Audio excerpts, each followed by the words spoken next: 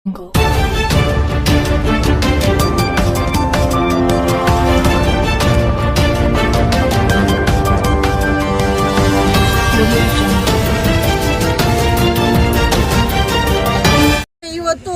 ಏನು ಹಗರಿಬೊಮ್ಮನಹಳ್ಳಿ ಜನತೆಯ ಏನು ಟ್ರಾಫಿಕ್ ರೈಲ್ವೆ ಗೇಟಿನಿಂದ ಟ್ರಾಫಿಕ್ ಜಾಮ್ ಭಾಳಷ್ಟು ತೊಂದರೆಗೆ ಒಳಗಾಗುವಂಥ ರೈಲ್ವೆ ಜನತೆಗೆ ಇವತ್ತು ಸಿಹಿ ಸುದ್ದಿ ರೈಲ್ವೆ ಸಚಿವರಾಗಿರ್ತಕ್ಕಂಥ ವಿ ಸೋಮಣ್ಣನವರು ಕೊಡ್ತಾ ಇದ್ದಾರೆ.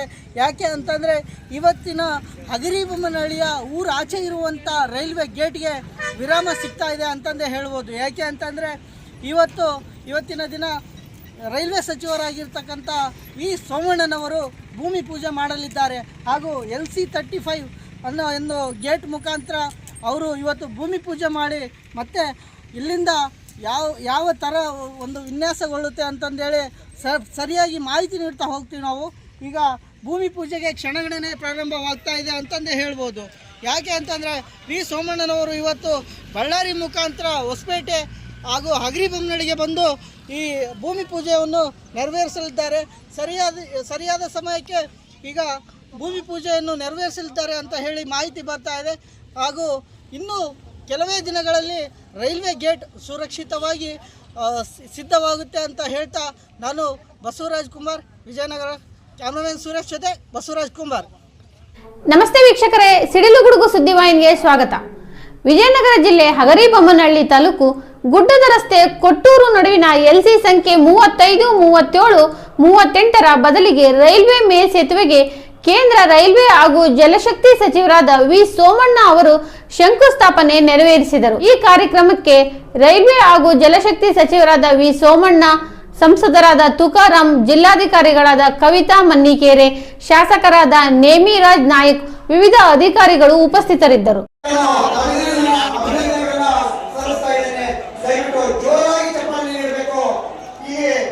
ಅಭಿವೃದ್ಧಿಯಲ್ಲಿ ಹೋಗಬೇಕಂತ ಕಾರಣೀಭೂತರಾಗಿರ್ತಕ್ಕಂಥ ನಮ್ಮೆಲ್ಲರ ನೆಚ್ಚಿನ ಪ್ರಧಾನಮಂತ್ರಿ ನರೇಂದ್ರ ಮೋದಿ ಅವರ ಕಾರ್ಯಕ್ರಮಕ್ಕೆ ನಾವು ಬಂದಿದ್ದೇವೆ. ಅವರ ಸಂದೇಶವನ್ನು ನೇಮಿರಾಜ್ ನಾಯ್ಕು ಮತ್ತೆ ತುಕಾರಾಂ ಇಬ್ರು ಕೂಡ ನನಗೆ ಭಾರಿ ಬೇಕಾದವರು. ತುಕಾರಾಮು ಅವರವರ ಬರ್ತಾ ಇರ್ತಾರೆ ದೇವಿಯಲ್ಲಿ, ನನಗೆ ಇರ್ಬೇಕಣ್ಣ ಅಂತ ಕೇಳ್ತಾರೆ. ಆದ್ರೆ ಆತನ ಕ್ರಿಯಾಶೀಲತೆ, ಜನರ ಬಗ್ಗೆ ಇರ್ತಕ್ಕಂಥ ಕನ್ಸರ್ನು ಎಲ್ಲ ಒಂದು ಕಡೆ ರಾಜಕಾರಣದಲ್ಲಿ ಕಾಂಗ್ರೆಸ್ ಪಾರ್ಟಿ ಇದೆ, ಅವರು ಮಾತಾಡ್ತಾರೆ. ಆದ್ರೆ ಅಭಿವೃದ್ಧಿ ಬಂದಾಗ ಅವರ ತೀರ್ಮಾನಗಳನ್ನ ನಾನು ತುಂಬಾ ಹತ್ತಿರದಲ್ಲಿ ನೋಡಿದ್ದೇನೆ.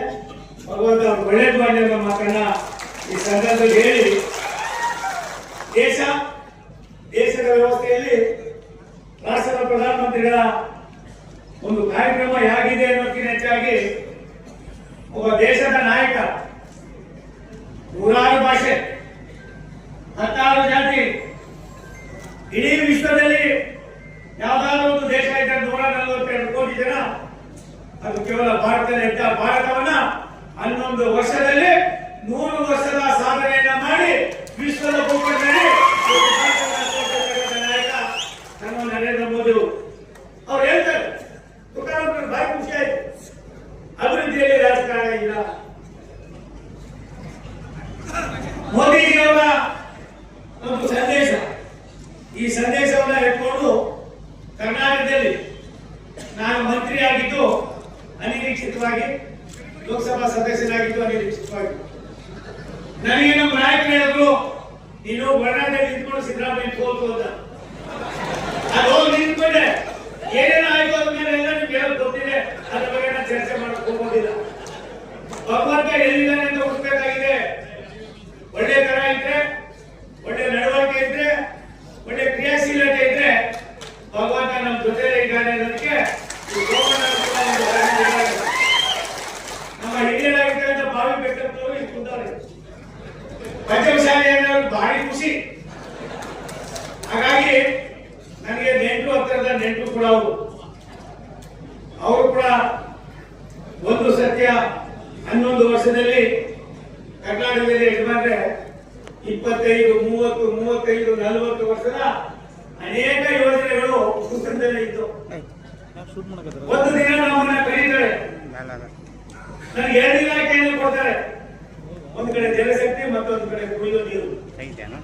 ಈ 2 ಇಲಾಖೆಗಳು ಹೇಗಿದೆ ಅಂತಂದ್ರೆ ತುಕಾರಾಮ್ ಅವರಿಗೆ ಅರ್ಥ ಆಗಿಲ್ಲ, ರೇಂದ್ರ ನಾಯಕರು ಅರ್ಥ ಆಗಿದೆ. ನಮ್ಮ ಸೋಮಣ್ಣ 101-102 ಎಕರೆ ಇಲ್ಲಿ ಬಂದ್ರು. ನಾನು ಹೌಸಿಂಗ್ ಮಂತ್ರಿ ಆಗಿ, ವಸತಿ ಮಂತ್ರಿ. ನಮ್ಮ ಹೌಸಿಂಗ್ ಬೋರ್ಡ್ ಅವರು ಅಪ್ಲಿಕೇಶನ್ ಮಾಡ್ಕೊಂಡಿದ್ರಮ್ಮ, ನಿಮ್ಮ ಇಲಾಖೆ ತಾಯಿ ಹಿಂದುಳಿದ ಇಲಾಖೆ. ನಿಮ್ಮ DCM ಅವರು ಕೂಡ ನಮ್ಮಲ್ಲಿ ಹೌಸಿಂಗ್ ಬೋರ್ಡ್ ಅಲ್ಲಿ ಏನು ಇವತ್ತು ನಿಮ್ಮ ಹೊಸಪೇಟೆಯ DC ಆಫೀಸ್ ಇದೆ, ಅದಕ್ಕೆ ಕಾರಣ ಯಾರಾದ್ರೂ ಮೊದಲನೇವರು ಆನಂದ್ ಸಿಂಗ್, ಎರಡನೇವರು ಸೋಮಣ್ಣ, ಮೂರನೇವರು ಅಯ್ಯಮ್ಮ ಅವರು. ಅವತ್ತು ಕಮಿಷನ್ ಹಾಕಿದವರಿಗೆ ನಾನು ಆದೇಶ ಮಾಡಿದ ತಕ್ಷಣ ಕೊಡದೆ ಹೋಗಿದ್ರೆ ಆನಂದ್ ಸಿಂಗ್ ಅವರು ಅದು ಮಾಡಕ್ಕಾಗ್ತದೆ ಎಂತ ಭವ್ಯವಾದ ಸೂಚನೆಗಳಾಗಿವೆಲ್ಲ ಹೇಳುದು ತುಂಬಾ ಚೆನ್ನಾಗಿ. ಹೆಜ್ಜೆ ಗುರುತುಗಳು, ಈ ಹೆಜ್ಜೆ ಗುರುತುಗಳು ಮಾಡ್ತಕ್ಕಂಥ ಮೊದಲೆಲ್ಲರೂ ಈ ದೇಶದಲ್ಲಿ ಯಾರಾದ್ರಿದ್ರೆ ಅದು ಸನ್ಮಾನ್ಯ ನಮ್ಮೆಲ್ಲರ ನೆಚ್ಚಿನ ಪ್ರಧಾನಮಂತ್ರಿ ನರೇಂದ್ರ ಮೋದಿ 45,000 ಕೋಟಿ ರೂಪಾಯಿಗಳನ್ನ ನನಗೆ ಕೊಡ್ತಾರೆ.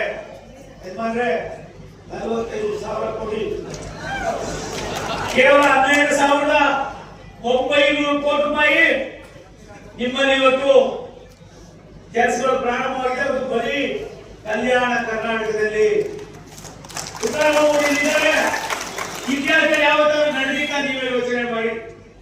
ಇದಕ್ಕೆ ನಾನು ಕಾರಣ ಅಲ್ಲ, ರಾಷ್ಟ್ರದ ಪ್ರಧಾನಮಂತ್ರಿ ನರೇಂದ್ರ ಮೋದಿ ಅವರು ಒಂದು ಸೂಚನೆಯನ್ನ ಕೊಡ್ತಾರೆ, ನಮ್ಮನ್ನೆಲ್ಲ ಕಳಿಸ್ತಾರೆ, ಕೂರಿಸ್ಕೊತಾರೆ.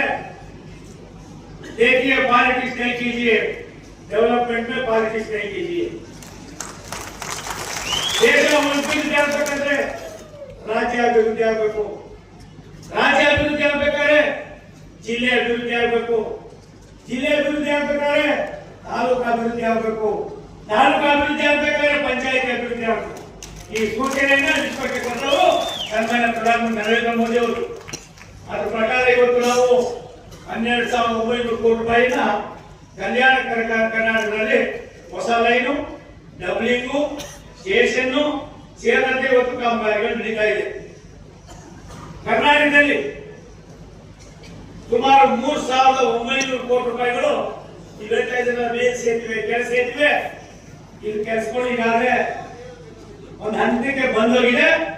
ಸುಮಾರು 3,900 ಕೋಟಿ ರೂಪಾಯಿನಲ್ಲಿ ಮಾಡಿ 600ಕ್ಕೂ ಮೇಲ್ಪಟ್ಟು ಮೇಲ್ಸೇತುವೆ ಕೆಲಸ ಮುಗಿಸಿದ್ದೀವಿ. 120 ಮೇಲ್ಸೇತುವೆ ಕೆಲಸಗಳು ಪ್ರಾರಂಭ ಆಗಿದೆ. ಅದರಲ್ಲಿ ತುಕಾರಾಮ್ ಅವರೇ ನೀವು 37 ಇದೆ, 36 ಇದೆ, 35 ಇದೆ, 35 ಇದೆ. ಆದರೆ ಒಂದು ಸತ್ಯ, ಇದು ನನ್ನ ತುಕಾರಾಮ್ ಅವರ ಪ್ರಯತ್ನ ಒಂದ್ ಕಡೆ ಆದ್ರೆ, ಇನ್ನೊಂದು ಕಡೆ ದೇಶದ ಪ್ರಧಾನಮಂತ್ರಿ, ವಿಶ್ವದಲ್ಲಿ ಯಾರ ಮೇಲೆ ಯಾರ ಮಂತ್ರಿ, ಯಾವ ಸರ್ಕಾರ ದೊಡ್ಡದಲ್ಲ, ನನಗೆ ದೇಶ ದೊಡ್ಡದು. ಈ ದೇಶ ಅಭಿವೃದ್ಧಿ ಆದ ಮಾತ್ರ ರಾಷ್ಟ್ರದ ಪ್ರಧಾನಮಂತ್ರಿ ನರೇಂದ್ರ ಮೋದಿ